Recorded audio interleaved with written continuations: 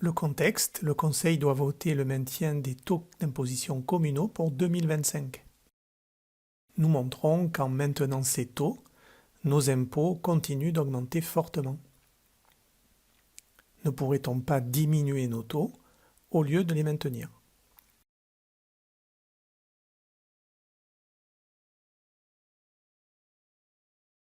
Ce slide vous montre l'évolution d'une taxe foncière à Rognes depuis 2020. En haut de votre taxe, vous trouvez le taux communal appliqué à une base définie par l'État. En bas de votre taxe, vous trouvez la somme que vous devez à la commune. Vous remarquez que le taux communal reste fixe.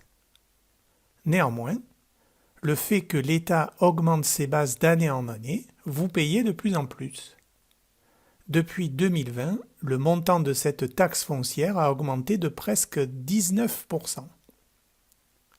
Le calcul des bases par l'État est un calcul complexe et la grande réforme des valeurs locatives en cours va les augmenter encore plus. Il est donc légitime de se poser la question de savoir si la commune, au lieu de conserver son taux à 35%, ne pourrait pas le baisser afin de réduire l'augmentation systématique de nos taxes foncières à Rognes. Les administrés de Rognes ont pris 35% d'augmentation en une année. On en a baissé 20% en 2014 et 2015. Donc moi je pense que si tu regardes par rapport à 2014, 35% de hausse d'avant, moins 20%, il y a toujours une hausse de 15%. Avec tous les frais électriques que vous avez, tout a augmenté. Je ne veux pas augmenter plus, voilà, c'est tout. Après, c'est des décisions, voilà. Jean-François Hervé. Tu te plais à dire que tu n'augmentes pas les impôts des propriétaires, mais dans les faits, depuis 2020, tu les as augmentés d'environ 450 000 €, Oui. ce qui est énorme. Hein. Non, c'est... Mais tu viens de dire qu'en 2014, on avait diminué le pourcentage. Donc, c'est ce que je dis. Non, ce que tu dis, c'est que tu le dis comme tu veux le dire, mais dans la réalité, en maintenant le taux communal, et les bases augmentant, tu augmentes les impôts communaux. Mais j'ai jamais dit qu'on n'augmentait pas les impôts communaux. Si tu dis que...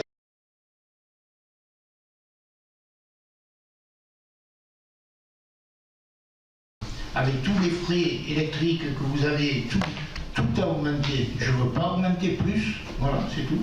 Après,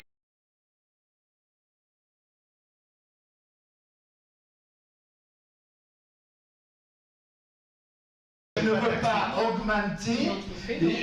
veux pas augmenter la base des administrés. Non mais la base des administrés, tu ne peux pas l'augmenter. Oui, on peut l'augmenter si on modifie le taux. On peut le faire. Donc moi ce que je dis, c'est en fait, tu as augmenté les impôts depuis 2020 de 450 000 €. C'est dans les fonds, ce sont des faits. Mais non, c'est les nouveaux logements qui nous préoccupent. Non. Mais oui. Non, en tout, ça a augmenté de 660 000 €. J'ai fait le calcul depuis 2020. C'est un mauvais calcul parce que vous n'avez pas compté les nouveaux logements. Non, 660 000 € ça contient les nouveaux logements. Donc je dis quand même... Comment vous avez fait un calcul sur les logements qui ont été ajoutés d'année en année? Je fais un calcul. Et sur les bases fiscales, vous êtes allé chercher toutes les taxes foncières des logements? C'est un calcul que Bravo, j'ai fait. J'ai fait un calcul très simple. Si jamais on estime qu'il y a 100 logements supplémentaires, vous faites le calcul et vous voyez que ça représente à peu près dans les 150 à 200 000 € maximum. Donc sur 660 000 € d'augmentation, la part communale a reçu 450 000 € de plus. Donc la question que je voulais poser... C'est la loi, ça. Non, mais en 2014, le maire vient de le répéter, il avait baissé son taux communal parce qu'il y avait la possibilité, donc vous affichez des chiffres retentissants. Est-ce qu'il y a eu une réflexion par rapport à la baisse du taux communal pour justement limiter la taxation des propriétaires? Moi, c'est la première question que je souhaitais poser. Je t'invite à défendre ce point pendant la campagne électorale à venir et on aura tous les éléments pour démontrer que tu es tout fou. Conclusion.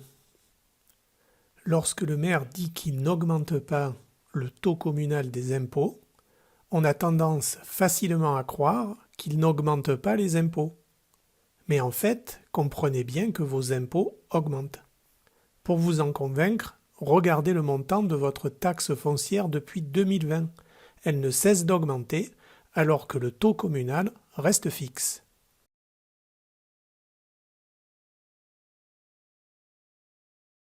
Le site de la Direction générale des collectivités locales indique que le montant des impôts fonciers à Rognes est supérieur à la moyenne des communes de même taille. 514 € contre 504 par habitant. La dotation globale de fonctionnement, DGF, n'a diminué que de 35 000 € depuis 2020. A l'inverse, nos impôts fonciers communaux ont augmenté de près de 660 000 € depuis le début du mandat en 2020. En 2024, la part liée à la construction de nouveaux logements n'expliquerait au mieux que 200 000 € de cette hausse. Il est donc légitime de s'interroger. Pourquoi ne pas envisager une réduction du taux communal afin d'éviter une pression fiscale communale sans fin pour les propriétaires ?